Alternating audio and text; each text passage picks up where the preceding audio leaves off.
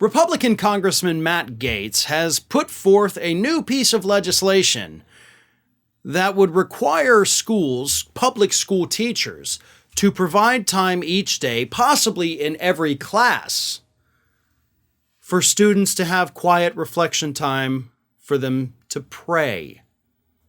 So it's basically the National Prayer in School Act to say that teachers have to give students time to pray in the classroom. Now, first and foremost, this act is a little bit redundant because it's already been determined that students are, in fact, allowed to pray in school. Now, they can't do it at a time when it disrupts school activities. Like if the teacher's passing out tests, the student can't get up and be like, hey, I have to pray right now loudly in front of everybody. The teacher can be like, actually, no, you sit quietly at your desk and play, but you can pray, but you cannot, do it to where it disrupts my teaching. But they do, by the way, already allow students the time to pray if students pray. So this piece of legislation right off the bat is 100% unnecessary.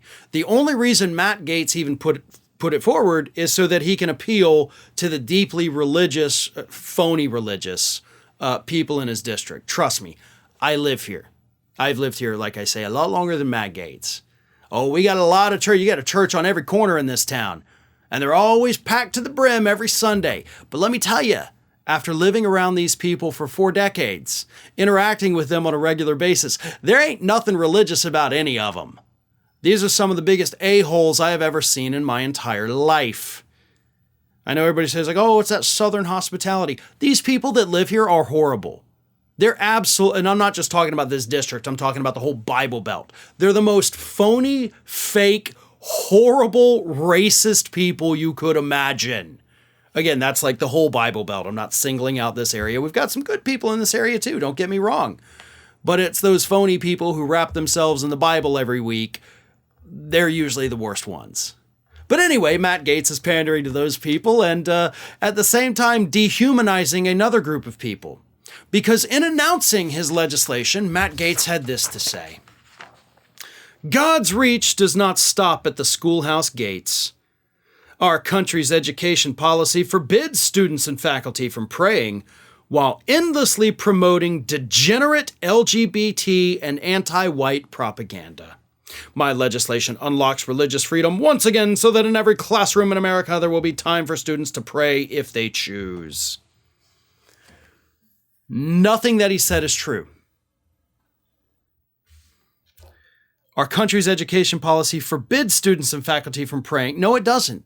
While endlessly promoting degenerate, they're not promoting any of that. That is a lie, and you know it, you piece of shit. You piece of shit.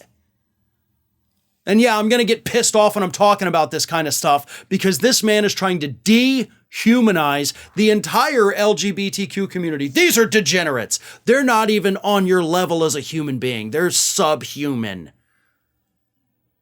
Go back through history books and you see what happens when you try to strip a specific group of their humanity.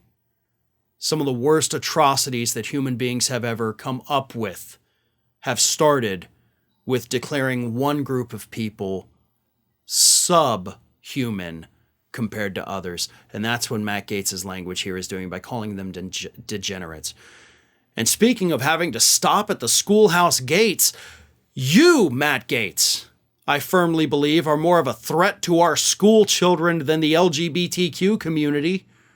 I mean, it was just recently that the House of Representatives, under Republican control, by the way, they actually reopened the investigation into your alleged activities with underage girls.